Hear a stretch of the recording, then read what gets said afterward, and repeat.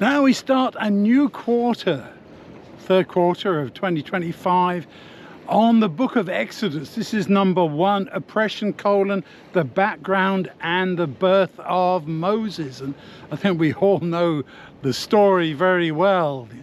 The birth of Moses, little baby put in this tiny little boat among the reeds of the Nile to preserve him from Pharaoh's death decree and so on.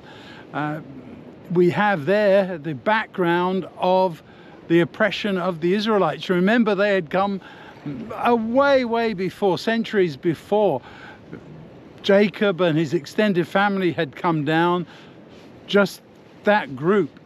And now, after those centuries of living in Egypt, they were many people, estimates of 600,000 maybe, which is what alarmed the new Egyptian Pharaoh, the one who had not known Joseph. You remember there was a Pharaoh before that seemed to have been of another dynasty, the Hyksos dynasty, but they were expelled and the native Egyptians took over again, and they were particularly worried about the number of the Israelites there in their country. So they oppressed them, they persecuted them, they made them work very hard, and this is the background for the Exodus, which is where we are in terms of our study. The way in which God provided a rescue for his people. He saw how badly they were suffering, he responded to their pleas, and he made a way of escape. So we're given material in Exodus chapter 1, and then back in Genesis 37, 39, and so on, Exodus 2 as well. And I like the comment from Bishop Desmond Tutu.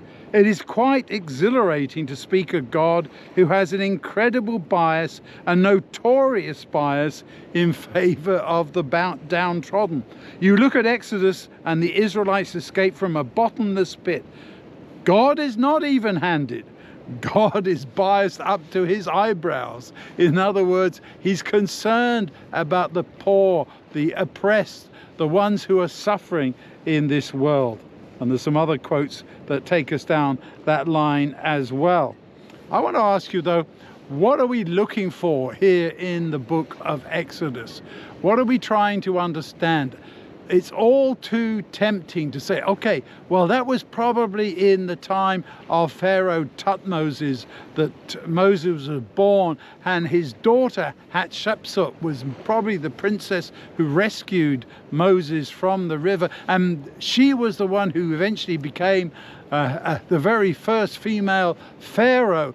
And it should have been Moses, but of course he gave up his opportunity because he wanted to lead God's people. And then we get into all the Egyptology and the hieroglyphics and the grandeur of ancient Egypt, and Exodus ends up being a historical book, and archaeological book even, instead of the record of God's dealings with his people, rescuing them from that situation that was really terribly depressing.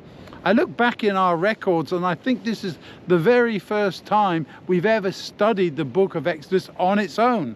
In 1988 we studied Exodus and Numbers together, and in 1934, way back, we considered Exodus and the Advent movement, tying those together.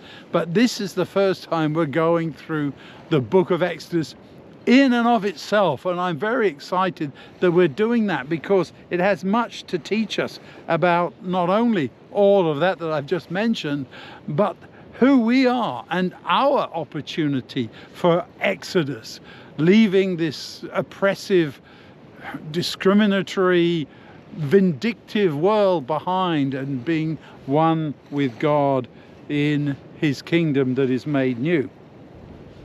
As we always do, let's ask ourselves as we go through, what does this text tell me about God?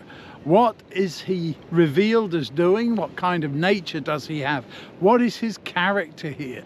And above all, how do I respond to that loving Lord and the way he led his people out there in Exodus and what he's doing in my life today? So think about these things as we begin in Exodus and as we look at the wonderful example of Moses and see how God led his people in the past and apply it to ourselves in the present.